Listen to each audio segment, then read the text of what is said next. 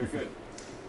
You perhaps have the best view inside the boardroom of executives across industries. What's their outlook right now in terms of the U.S. recovery and the global recovery? Well, first of all, I think if you look at the U.S. going into the last 6 weeks of 2010, CEOs seem to be, particularly in the U.S., much more optimistic about 2011. In the rest of the world, I think Europe is still lagging behind somewhat, and they were anxious the last 4 or 5 weeks of the year about 2011. But Asia continues to boom. In fact, I was at a CEO event in Asia. Chinese CEO stood up and said, "Great news, everybody. The war for talent is over. Talent won." So they're pretty optimistic out in the Asia-Pacific region. But when you talk about optimism relative to last year, with all things relative, we would hope so. Are especially U.S. executives optimistic enough to hire in a meaningful way? They have learned how to run their companies much more leanly and efficiently. So why would they hire to, say, pre-recession levels? Well, you're absolutely right. I don't think you can fall off the floor. But if you look at what CEOs are trying to do today, they'd come to us and say, look, we fired 1,000 people. Right. We're not going to hire 1,000 back. We're going to hire 300, 400 back. So number one, how do we unleash the energy in our organization? And that's true in every continent in which we operate. And number two, it's more about getting the right executives and focusing on retention, because people have worked much harder for much less pay. And so some of them are burnt out. I just saw a statistic this morning that showed 82% of people in a recent poll that was done said they would change jobs this year if they could. If they could, that Yes. would be the operative phrase. You have spoken about and written about talent raids,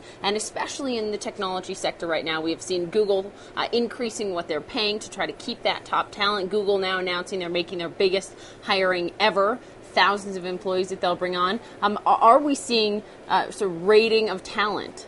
We are. I mean, if you think about technology specifically, you have the IQ and EQ part of the equation. Sure. And a lot of times, if you get individuals that are very strong on the IQ side, they don't have the softer skills in terms of leadership, development, management. So those are the pieces of the equation that are missing. So in particular, there's a supply-demand issue when it comes to technology firms in that area. So that's why I think some of these startup organizations, technology firms, are going after this type of talent today. What about the banks? I mean, looking at Davos last year, it was right before we had financial reform passed. This year we have a new law of the land in the U.S. when it comes to regulating our big banks. One of the big concerns, understandably, of the heads of those banks was what will happen to their top talent. Will they go to hedge funds? Will they go elsewhere in the world where they're not overseen so much by the government? Has that happened? Yes, it is. I mean, you're seeing pockets of it happening. The other issue they had is retention. So twofold. Again, number one, you do see lots of executives, lots of traders, et cetera, at the senior level go to hedge funds, particularly international hedge funds. I was in London last week where we just did a move from one of the major investment banks to an international hedge fund that I don't think 2 or 3 years ago these individuals would have moved to. So we are seeing that. Yes, we are. It's I think the financial services in general really picked up rapidly. They cut a lot in 2009 into 2008, 2009. Dipped their toe back into the market in 2010, and we're seeing that trend continue. Meredith Whitney has argued that we will see a major cut in terms of talent at financial services firms, especially in this Q1 of 2011, having to do with their exposure to state budgets, et cetera. Do you see more cuts ahead for banking? I think in some particular areas you're always going to have cuts, and whether that's 10% or 12%, we're not sure yet. I think we'll see after bonus time or lack of bonuses, depending on if they want to send the right message or a message to individuals in the firm. But depending on where the M&A market is going into 2000, it heated up a little last year, 2010.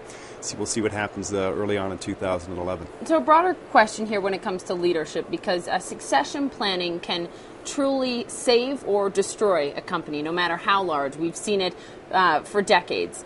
You deal with CEOs on that level, on planning for who their successor will be. What have we learned, Kevin, about leadership in this crisis? Whether you go from Dick Fuld to Tony Hayward to Mark Hurd at HP, what have we learned? I think we've learned it, and it's quite shocking. I don't think we've learned as much as we should have. So only 40% in a recent study we did with Stanford, 40% of executives, 40% of companies have a true succession plan in place.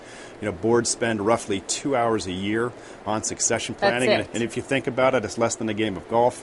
A lot less than about half the amount of time as a game of golf. So, I don't think we've learned a lot. And I think the other remarkable statistic is, I think 70%, roughly 71% of individuals who are named in a succession plan don't even know they were named. So there's also the feedback element of that as well. So we have learned some, but there's still a long way to go. And we heard in the State of the Union address the president addressing the importance of innovation, really spending on R&D, even when companies don't want to, in order to create jobs in a meaningful, sustained way. Are executives doing that, and will we see substantial hiring this year? I think we'll see hiring increase year over year. But that's in terms of creative saying much, right? Yeah, I think it's kind of early days. I mean, every time I talk to a CEO, it's about, yes, we need to add individuals, we need to upgrade our talent, we need to focus on retention. So I would say it's going to be a lot better than 2010. But, when we're seeing that trend come into 2011, so I'm pretty optimistic about this year. All right, Kevin, thanks so much for your time. Thank you.